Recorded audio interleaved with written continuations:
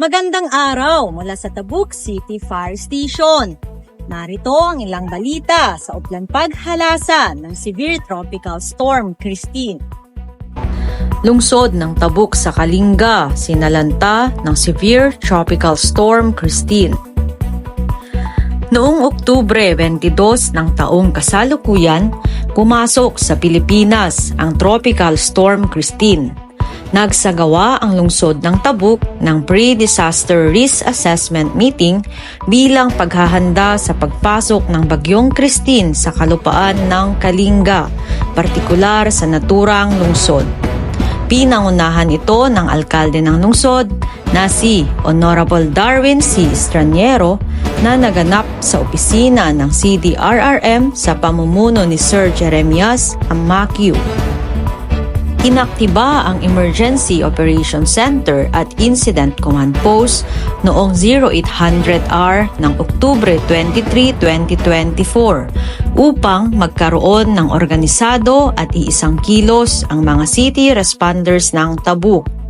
Binubuo ito ng mga iba't ibang ahensya mula sa CLGU, National Line Agencies na kinabibilangan ng BFP, PNP at AFP, at iba pang mga volunteers mula sa non-government organizations gaya ng Kabalikat, Civicom.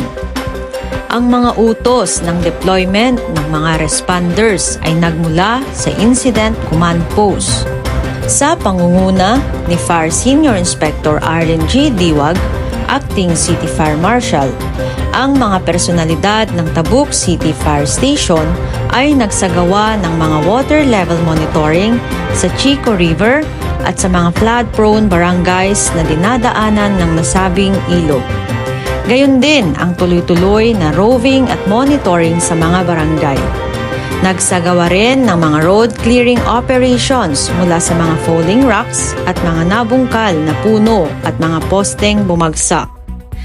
Sa tuloy-tuloy na pagbuhos ng ulan at paglakas ng Bagyong Christine, may mga lumikas sa kanilang mga tahanan na nadala sa mga evacuation centers.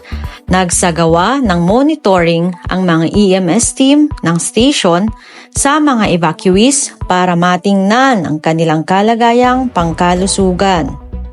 Sa aktibong pamumuno ni Fire Senior Inspector Arlen G. Diwag, tuloy-tuloy ang kanyang monitoring sa EOC at ICP maliban sa presensya ng mga personalidad ng istasyon sa mga naturang opisina.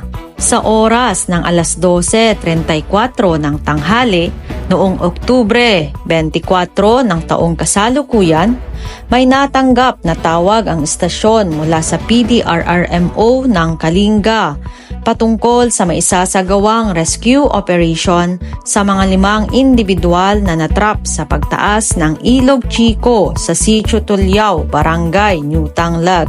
Ang hepe ng istasyon kasama ang WASAR at EMS team ay nagtungo sa nasabing lokasyon.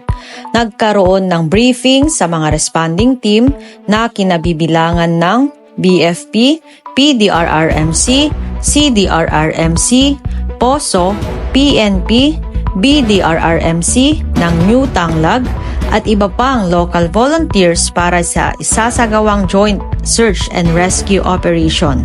Sa oras ng alas 12:55 ng tanghali, sinimulan ang pagtawid sa rumaragasang tubig ng Ilog Chico. Hindi ininda ng mga rescuers ang takot sa kagustuhan nilang maitawid at maiuwi ng ligtas ang mga nasabing biktima. At sa oras ng 1:50 ng hapon, matagumpay na narating ng mga rescuers ang kinaroroonan ng mga biktima. Isinakay sila sa lifeboat at binigyan ng kani-kaniyang life vest.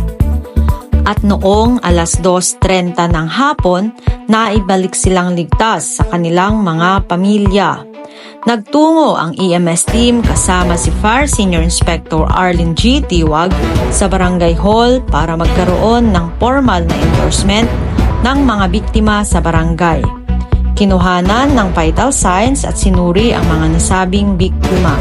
Ang bagyong Christine ay nagsilbing isang testamento na sa pagtutulungan at pagbibigkis ng isang lungsod, ang lahat ay mapagtatagumpayan.